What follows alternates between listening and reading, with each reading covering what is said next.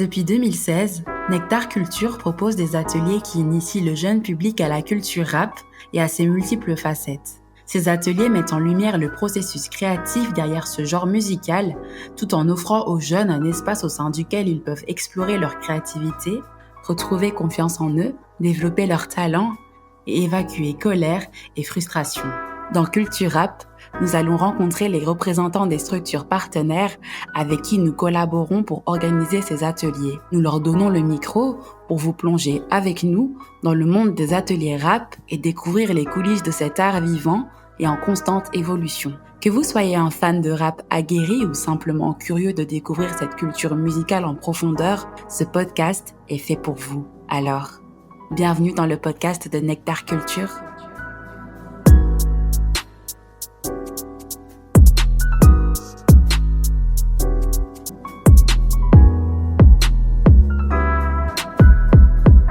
L'IPPJ de Saint-Hubert est un établissement spécialisé dans l'accueil et l'encadrement de mineurs ayant commis des infractions. Dans cet épisode, nous allons découvrir les coulisses de ces ateliers afin de comprendre l'importance de l'expression artistique dans le parcours de réinsertion des jeunes. Bienvenue dans Culture Rap.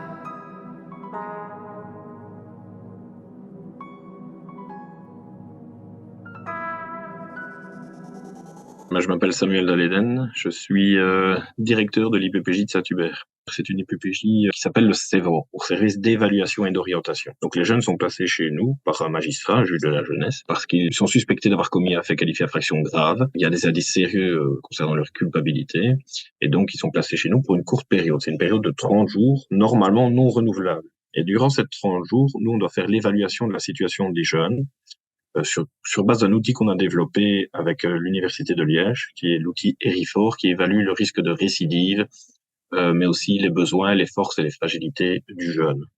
Et les jeunes, donc, quotidiennement, ont des activités obligatoires de 7h30 à 21h le soir. C'est des activités scolaires, des activités sportives, des activités culturelles, des activités de débat, des tâches, etc., pour toute une journée. On voulait mettre en place des activités extérieures,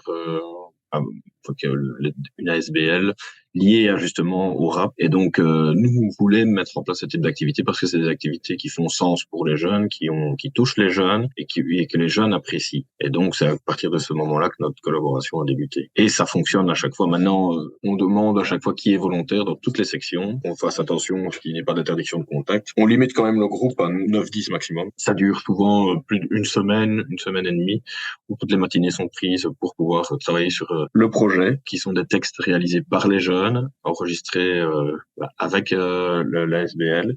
Et ça part de création de texte à la base, et donc c'est tout un cheminement jusqu'à l'aboutissement qui est la musique, je veux dire, sur un MP3 qu'on a pu diffuser pour tous les jeunes de l'IPPJ et qui est encore dans nos fichiers musicaux de l'institution. On a toujours eu un feedback à la fin de l'atelier, et ça permet d'amener une dynamique positive, une dynamique constructive, et ça fait sens pour les jeunes. Il y en a même qui ont parfois voulu aller plus loin par la suite, continuer de faire du rap à l'extérieur, etc.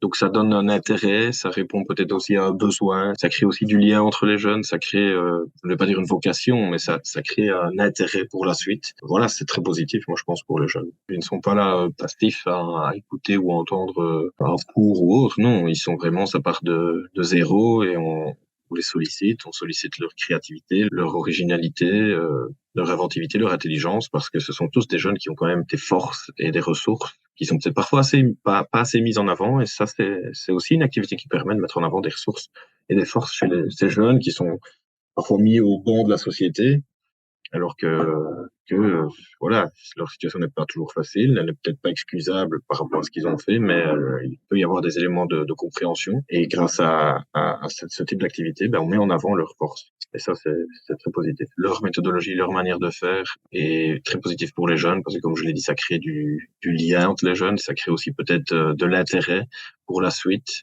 et qui c'est peut-être une vocation.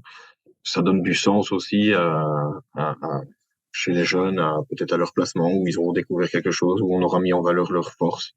Et donc, ça participe en tout cas, peut-être pour la suite, à une réinsertion positive du jeune dans la société. Pour moi, c'est très positif comme atelier, et on voudra en refaire dès que possible avec la SBL. T'as appris 2 choses essentielles dans la vie. Quoi? Regarde-moi. Jamais balancer les copains. Et toujours la merveilleuse.